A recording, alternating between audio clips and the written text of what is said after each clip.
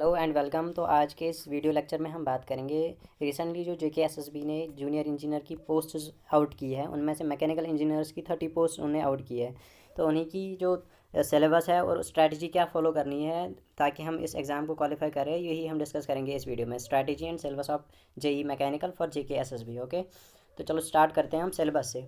तो सिलेबस जो है इसका ऑलमोस्ट 14 सब्जेक्ट्स है, जिनमें जिनमें ये है कि टॉम है, theory of machines and machine design है, strength of materials and engineering mechanics है, automobile engineering and engineering metrology है, प्रोडक्शन इंजीनियरिंग है, मटेरियल साइंस है, थर्मल इंजीनियरिंग है, रेफ्रिजरेशन एंड एयर कंडीशनिंग है, industrial management and CAD CAM है, fluid mechanics and machinery है।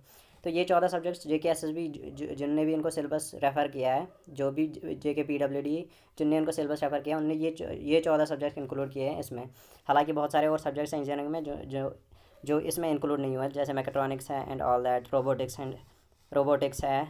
ऐसे ही बहुत सारे सब्जेक्ट्स हैं जो उनने इंक्लूड नहीं किए, लेकिन इन 14 सब्जेक्ट्स में से थोड़ा थोड़ा इनने मतलब सिलेबस में इंक्लूड करके ये सिलेबस डिवाइस किया है। तो अगर हम थ्योरी ऑफ मशीन्स की बात करें तो theory of machines and machine design दोनों जो है 15 मार्क्स की होती आती है। यानी theory of machines and machine design 15 marks constitute करते हैं। और बेस्ट बुक जो रहेगी थ्योरी ऑफ मशीन्स और मशीन डिज़ाइन के लिए वो है एस एस रतन और एम्बेकर एक बुक है, बहुत अच्छी बुक है। और एस एस रतन तो मतलब मच फॉलोड बुक है। तो जो सिलेबस उनने थ्योरी ऑफ मशीन से डिवाइस किया है वो है 4 bar linkage and link motion, fly wheels and fluctuation of energy, power transmission by belts and flat belts, V belts and flat belt, बस दो इन्होंने इंक्लूड किया, हालांकि बहुत सारे चेंज वगैरह हैं। तो गियर्स है, types of gears, gear profile and gear ratio calculation, camps है, गवर्नर्स है। और फिर ये थ्योरी ऑफ मशीन टॉम का सिलेबस है। और फिर मशीन डिज़ाइन का सिलेबस अलग है। मशीन डिज़ाइन का है डिज़ाइन हमें करनी है keys, shafts, riveted joints and couplings. बस ये सारा है theory of machines and machine design से, और ये कॉन्स्टिट्यूट करते हैं 15 मार्क्स। इसके बाद अगर हम इंजीनियरिंग मैकेनिक्स और स्ट्रेंथ ऑफ मटेरियल्स, तो वो दोनों सब्जेक्ट भी 15 मार्क्स कॉन्स्टिट्यूट करते हैं, engineering mechanics and strength of materials. और इंजीनियरिंग मैकेनिक्स अगर हम पढ़े कंसेप्ट्स के लिए बेस्ट बुक है खुरमी। तो इंजीनियरिंग मैकेनिक्स में है theory of laws of forces and equilibrium of forces, laws of motion, moment of inertia, friction, simple machines का कंसेप्ट, और मैकेनिकल एडवांटेज और वेलोसिटी रेशियो को कैसे कैलकुलेट करते हैं सिंपल मशीन्स के केस में। और अगर हम स्ट्रेंथ ऑफ मटेरियल्स के लिए बात करें तो उसके लिए कंसेप्ट्स के लिए बेस्ट बुक है गेरे और या आर के बंसल है। तो ये दो मेरे ख्याल से बेस्ट बुक्स है कंसेप्ट्स बिल्ड करने के लिए। इसमें आते हैं सिंपल कंसेप्ट्स है कि कंसेप्ट ऑफ स्ट्रेस स्ट्रेन यानी basics of strength of materials, elastic limit and elastic constants, SFD and BMD, stress and composite bars, torsion and circular shafts. Columns में सिंपल कॉलम की मतलब basics and Rankine and Euler's theories, और thin wall pressure vessels. तो ये है strength of materials और engineering mechanics, जो दोनों कॉन्स्टिट्यूट करते हैं 15 मार्क्स।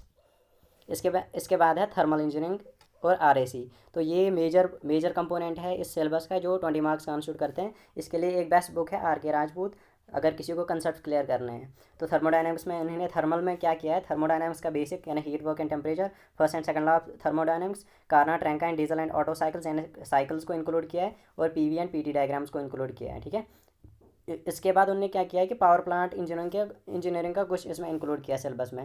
तो वो है H two saturated wet and super heated steam, Rankine cycle of steam यानी सिंपल रैंकाइन साइकिल को रैंकाइन साइकिल जो हमें पढ़ना है इसमें वो है सिंपल रैंकाइन साइकिल, और उस रैंकाइन साइकिल का plot P V and T S and H S planes में, और उसकी एफिशिएंसी विद और विदाउट पंप वर्क। ठीक है, तो ये हमें कंक्लूड करना है, ये हमें इंक्लूड करना है। तो इसका मतलब अगर हम पावर प्लांट इंजीनियरिंग को देखें तो इसमें इसमें Rankine cycle he most of the लगभग 90% पार्ट तो रैंकाइन साइकिल ही है। ठीक है, तो उसके बाद रेफ्रिजरेशन एंड एयर कंडीशनिंग है। उसमें सिंपल है सी ओ पी को, concept of C O P यानी coefficient of performance, reverse Carnot cycle, यहाँ पे हमने कार्नोट साइकिल पढ़ा थर्मोडायनामिक्स में, उस और रेफ्रिजरेशन में रिवर्स कार्नोट साइकिल पढ़ना है, वेपर कंप्रेशन साइकिल पढ़ना है, रेफ्रिजरेंट्स के बारे में पढ़ना है, और थोड़ी सी साइकोमेट्री डीबीटी डब्ल्यूबीटी डीपीटी आती है एयर कंडीशनिंग में, तो ये हमें पढ़ना है। और ये तीनों कॉन्स्टिट्यूट करते हैं 20 मार्क्स को, thermal engineering, power plant engineering, refrigeration and air conditioning, ये तीनों 20 मार्क्स कॉन्स्टिट्यूट करते हैं।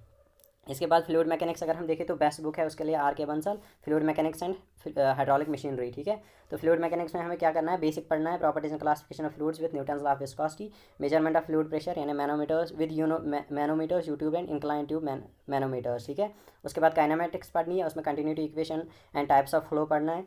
उसके बाद डायनामिक्स पढ़नी है, उसमें बर्नौलीज इक्वेशन पढ़नी है, total head, velocity head, pressure head, measurement of flow rate, और साथ में कुछ इंस्ट्रूमेंट्स हमें पढ़ने हैं जैसे वेंचुरी मीटर, पिटर ट्यूब एंड ऑरिफिस मीटर। और ये है फ्लूइड मैकेनिक्स का पार्ट। इसके बाद हाइड्रोलिक मशीनरी का आता है, hydraulic turbines and centrifugal pumps. तो ये दोनों fluid mechanics and hydraulic machinery constitute करते हैं 15 मार्क्स। इसके बाद material science and production engineering, तो इसके लिए बेस्ट बुक है P N Rao material science के लिए, और विलियम कैलिस्टर एक बुक आती है जो मटेरियल साइंस के लिए one of the best books है फॉर दिस सब्जेक्ट। तो मटेरियल साइंस में क्या इन्होंने दिया है, structure of metals, space lattice, unit cell, BCC and FCC etcetera, iron carbon diagram most important, classification of steels, mild and alloy steel, heat treatment of steel, ये है material science का part. इसके बाद प्रोडक्शन इंजीनियरिंग का है welding, different types of welding, make take and brazing, soldering, welding defects and testing, यानी welding को cover करना है पूरा, कास्टिंग को कवर करना है पूरा, और मशीनिंग प्रोसेस को कवर करना है पूरा। मतलब वास्ट सब्जेक्ट्स है और वास्ट टॉपिक्स है, लेकिन 20 मार्क्स को कंस्टिट्यूट करते हैं ये दोनों सब्जेक्ट्स। इसके बाद metrology and automobile engineering, metrology में क्या इनने टूल्स को इंक्लूड किया है, और उसके लिए बेस्ट बुक है आर के जैन। टूल्स जो है उसमें वो है tools for linear measurement, angular measurement, surface finish. तो surface finish, angular measurement, linear measurement को मेजर करने के लिए जो टूल्स है वो पढ़ने हैं, लिमिट्स, फिट्स एंड टॉलरेंसेस पढ़ने हैं, और एरर्स पढ़ने हैं, ठीक है। तो इसके लिए आर के जैन है बेस्ट बुक, ठीक। इसके बाद ऑटोमोबाइल इंजीनियरिंग में ये इंक्लूड किया है classification of automobiles, transmission, steering, braking, suspension system, IC engine performance, IC engine combustion process, cooling and lubrication systems. तो यहाँ इसके लिए बेस्ट बुक है एक महिंद्रा की, महिंद्रा एंड महिंद्रा जो है इंडिया की वन ऑफ द बेस्ट वो ऑटोमोबाइल कंपनी है। उन्होंने एक पीपीटी डिवाइस किया अपनी कंपनी से जारी किया, वो गूगल पे आराम से मिल जाएगी। तो ये सारे टॉपिक्स उसमें इंक्लूडेड है। तो ये metrology and automobile engineering 15 marks constitute करते हैं। इसके बाद industrial management and CAD CAM, ठीक है। तो इसके लिए बेस्ट बुक है इंडस्ट्रियल मैनेजमेंट के लिए, इंडस्ट्रियल इंजीनियरिंग के लिए ओपी खन्ना है, और कैड कैम के लिए एम ग्रोवर है, ठीक है। इंडस्ट्रियल मैनेजमेंट का बस एक ही टॉपिक है POLC, ठीक है, planning, organising, leading and controlling, ये इंडस्ट्रियल मैनेजमेंट का है। लेकिन inventory control, inspection and quality control, ये इंडस्ट्रियल इंजीनियरिंग का है, ठीक है। उसके लिए ओपी खन्ना बेस्ट बुक है। और एम ग्रोवर है basic concepts of CAD CAM, और NC CNC DNC मशीन्स के लिए, ठीक है। Numerical control, computer numerical control and direct numerical control के लिए, और basic concepts of CAD CAM के लिए एम ग्रोवर, ठीक है। और ओपी खन्ना इंडस्ट्रियल इंजीनियरिंग के लिए, और ये एक टॉपिक आप कहीं से भी पढ़ सकते हो। इसके बाद हम स्ट्रैटेजी को फॉलो करते हैं। अगर हम ध्यान से देखें सिलेबस को, तो टॉम एंड मशीन डिज़ाइन है, ये सिलेबस है जो हमने कवर किया, जो हमने पहले ही हम आपको दिखाया था। तो इसमें 14 सब्जेक्ट्स इंक्लूडेड है, यानी 14 सब्जेक्ट्स पे मुश्तमिल बेस ये सिलेबस है, ठीक है। तो अगर स्ट्रैटेजी की बात करें तो टोटल नंबर ऑफ सब्जेक्ट्स है 14, ठीक है।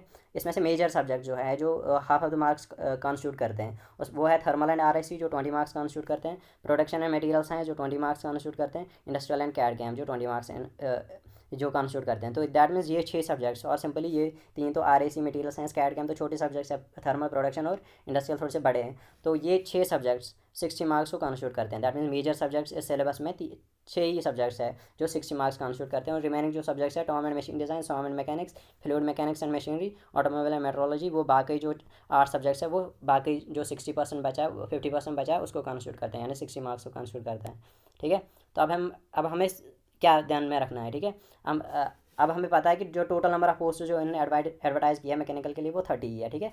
अब हमें ये नहीं सोचना है कि यार 30 पोस्ट है, हम क्या करें, हम ये करें, मतलब हम 30 में कैसे हम कम्पीट करें, हमें बिल्कुल ये नहीं सोचना है। बस हमें फोकस उस एक सीट पे करना है जिस पे हम कम्पीट कर रहे हैं, ठीक है, जो हमें चाहिए, ठीक है। हमें उस सीट पे फोकस करना है, वो दिमाग में रखनी है। ये नहीं रखना है कि कितनी सीट्स है कितनी नहीं है, बस जितनी सीट्स है उतनी रहने दो, हमें बस एक सीट चाहिए, हमें उसके लिए कम्पीट करना है, वो सीट हमें दिमाग में रखनी है।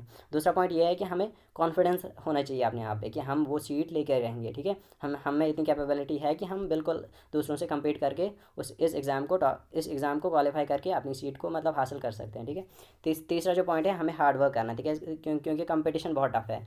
वर्क हार्ड, क्योंकि कंपटीशन बहुत टफ है, सीट्स कम है, नंबर ऑफ़ कैंडिडेट्स अप्लाइड बहुत ज़्यादा है, ठीक है, इसलिए। और नंबर ऑफ़ जो सब्जेक्ट्स है वो भी 14 है, दैट मीन्स वास्ट सिलेबस है। तो हमें वर्क हार्ड करना है, ठीक है। उसके बाद एक और पॉइंट है कि हमें स्मार्टली वर्क करना है। Smartly work in the sense कि हमें पता है कि 6 सब्जेक्ट्स है जो है 60 मार्क्स को कॉन्स्टिट्यूट करते हैं, ठीक है। उसमें से हमें देखना है कि यार हमारी जो मतलब स्ट्रेंथ है उन 6 सब्जेक्ट्स में, हमें मतलब जो कॉलेज में हमने पढ़ा था वो सबसे अच्छा कौन सा सब्जेक्ट है जो हमें मतलब अभी भी याद होगा, ठीक है। तो उस पर ज़्यादा फोकस करना है, और हमें देखना है कि यार कहीं मतलब इंडस्ट्रियल या कोई दूसरा सब्जेक्ट जो हमारा वीक है उस पर और ज़्यादा फोकस करना है। दैट मीन्स ये 60 मार्क्स अगर आपने गेन आराम से कर लिए तो आपका तो मतलब 50% सिलेबस तो आराम से कवर हो जाएगा। बाकी 8 सब्जेक्ट्स उनमें देखना है कि यार मेरा स्ट्रेंथ क्या है, मेरी वीकनेस क्या है, उन पर फोकस करना है। तो ऐसे आपको स्मार्टली वर्क करना है। और लास्ट पॉइंट क्या है कि हमें कंसेप्ट्स को बिल्ड करना है। कंसेप्ट जैसे बिल्ड हो गए, क्योंकि ये एमसीक्यू टाइप है, एक ही एग्जाम होता है, एसएससी जेई के लिए की तरह नहीं कि दो एग्जाम प्रीलिम्स और मेंस आपको देना पड़ता है। ये सिंपली है